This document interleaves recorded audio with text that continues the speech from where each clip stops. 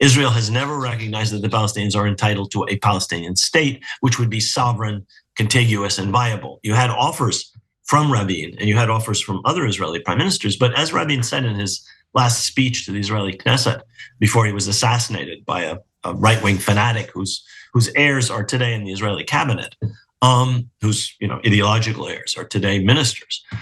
He said, what we're offering the Palestinians is less than a state, and it will involve our control of the Jordan River Valley and of the borders. In other words, Israel was going to give the Palestinians some glorified form of the autonomy that ended up being the maximum that the United States and Israel were prepared to grant in practice. They said state, the Americans, and the United States government has always had a two-state solution. But if you look carefully, the ceiling of what the United States is actually willing to do is invariably whatever ceiling Israel.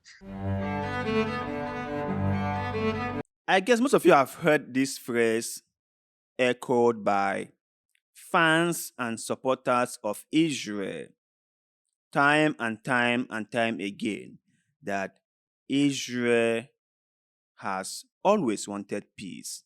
Israel has always wanted Palestinians to have their own state. That Israel has always wanted a state for Palestine, for Palestinians, and a state for Israelis.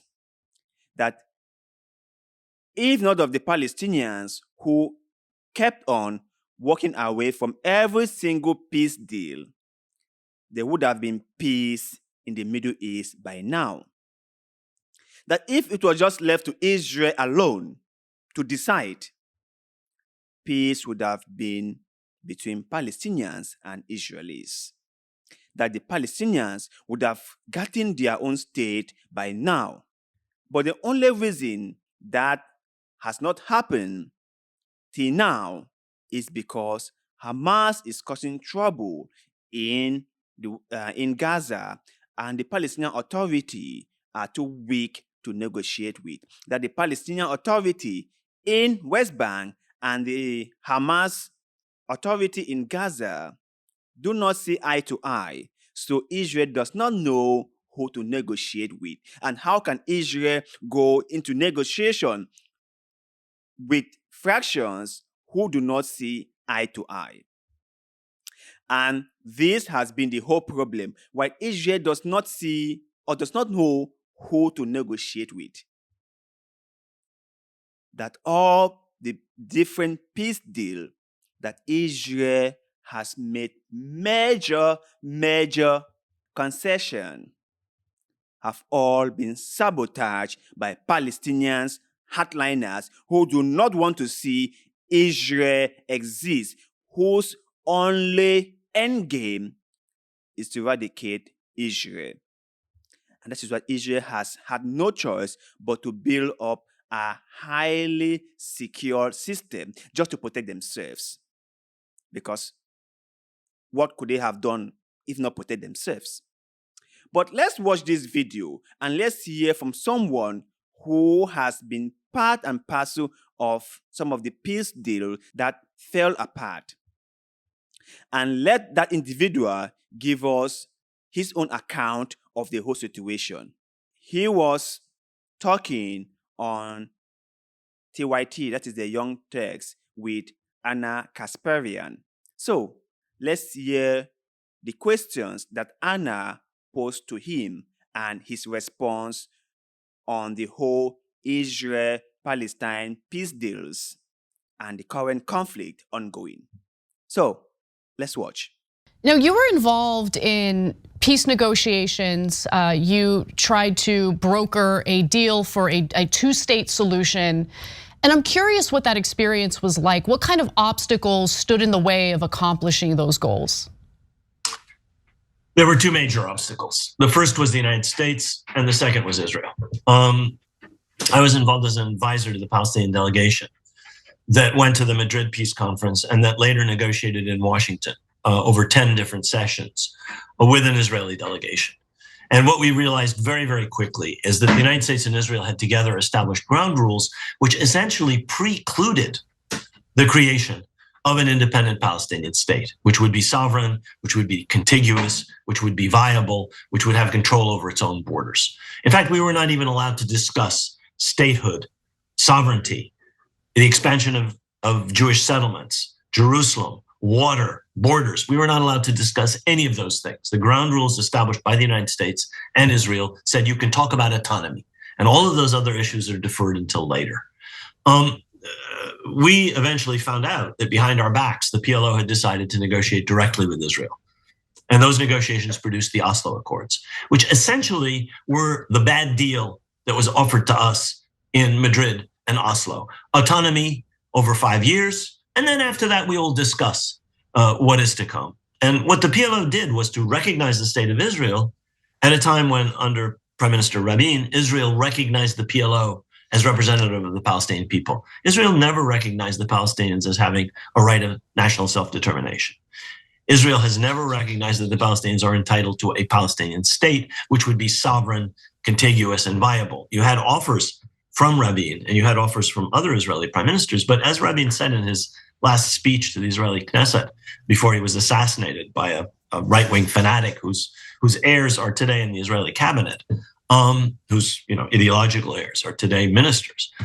He said, what we're offering the Palestinians is less than a state, and it will involve our control of the Jordan River Valley and of the borders. In other words, Israel was going to give the Palestinians some glorified form of the autonomy that ended up being the maximum that the United States and Israel were prepared to grant in practice.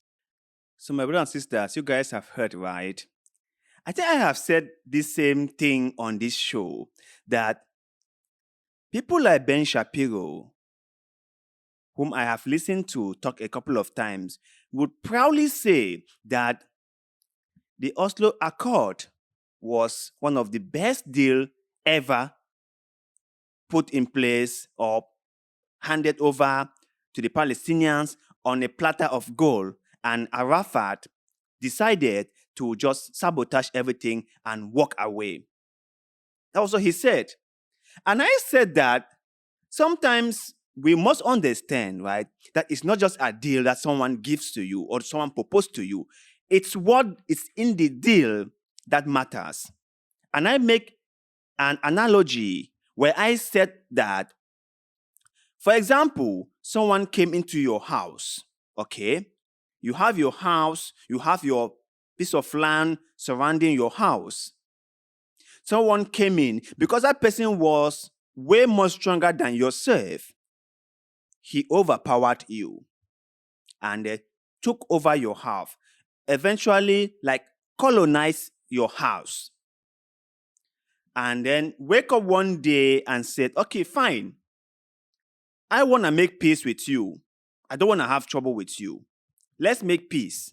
Let's look for a way we can coexist together. And you said, okay, fine. Let's talk this thing out. And the person was like, in order for us to have peace, I am going to, in practice, still have control of the extra piece of land surrounding your house. 1, I am going to have control of your sitting room. 2, I am going to take over one of the bedroom in your house. 3, and the remaining bedroom, the one last room, you are going to keep for yourself. And I can batch in and check whenever I want, okay? I must know what you are doing every single day in your bedroom. And you don't have to bring in any person whom I do not approve. Anyone you bring into your bedroom, I must approve that person. And I can just bash in. I don't need to ask for your permission to get into the room. I don't need to knock at the door to get into the room. I can just bash in and check if you not violated any of these principles. And that person expects you to accept such a deal. Who in their right senses would accept such a deal? Who will do that? I would not, never ever accept such a deal. I won't allow someone come into my house and effectively take control of my life. No way. Never ever. That was why the Palestinians never accepted the deal. And what happened? Israel went out there and said, oh, you see, I told you guys, the Palestinians were the problem. We gave them the deal. The Oslo Accord was a fantastic deal that we put forward to them, but they refuse. We've said that they don't want peace. We've said it, they don't want peace. You guys thought we were lying. We've said it. You guys can now see they don't want peace. We gave them a peace deal. We gave them a country of their own. We let them have autonomy on their own. They rejected it. Israel said that. And most people who do not want to read, most people who were not privy to the fine print of the accord, to the peace deal, thought that Israel was saying the truth because Western media re-echoed every single thing that the Israeli authorities said day in, day out. And that became the official narrative. No one bothered to check the fine print of the deal. No one bothered to really look, to really understand if what Israel was saying was actually the whole truth. And it wasn't long before Yasser Arafat died. And according to what people are saying, according to an Al Jazeera documentary, he was assassinated. According to that documentary, he was assassinated. And then we now have the current person, Mahmoud Abbas, who is effectively like nobody. He has let Israel take over everything. In fact, the Palestinian Authority is just only in name. They have nothing to show for. They have no power. They have no authority. Israel just take them like nothing. That is why Israel has kept on building illegal settlement in the West Bank. And the Palestinian Authority can do nothing about it. They are as ineffective as a child. You guys can see. So to you guys out there, my brothers and sisters, share your thought on what the speaker in this video said. Do you really think that the reason why all this peace deal that has been put in place or fell apart was just due to Palestinians being unable to accept the existence of the Jewish state? Or maybe the Israelis themselves have sabotaged the peace deal behind the scenes just so they could come in front of the TV and tell us how horrible and how terrible and how unwilling Palestinians are. Let us know in the comment section below, because like always, we love hearing what you have to say. And also, do not forget to like this video, share this video, subscribe to this channel, because that helps us a lot. Thank you very much for doing just that. And like always, see you in the next one.